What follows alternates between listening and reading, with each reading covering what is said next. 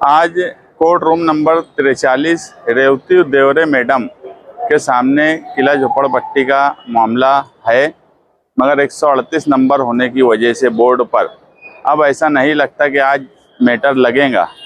और पीछे जो स्टे मिला है, मैटर नहीं लगने की वजह से वो स्टे कंटिन्यू हो जाएगा।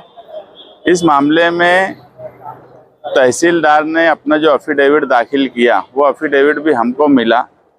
जब अफिडेविट 10 जून को दाखिल होने वाला था, उस वक्त माइनॉरिटी डिफेंस कमेटी की तरफ से हमने कहा था कि मौजूदा एमएलए अपने एमएलए पावर का इस्तेमाल करते हुए वहां पर रहने वाले जो लोग हैं, जो खुद एमएलए की जुबानी थी कि हम इनको दूसरी जगह भेजेंगे, घरकुल योजना में नहीं भेजेंगे। हमारी कारपोरेशन कमिश्नर तहसीलदार से बात हो गई, तो हमने ये जिम्मेदारी उनको दी थी कि कोर्ट में हम लड़ाई लड़ रहे हैं, आप जो है तहसीलदार से अफिडेविट उसी जगह का करके दीजिए, या 11,000 कॉलोनी में नहीं जाएंगे, ये करके दीजिए।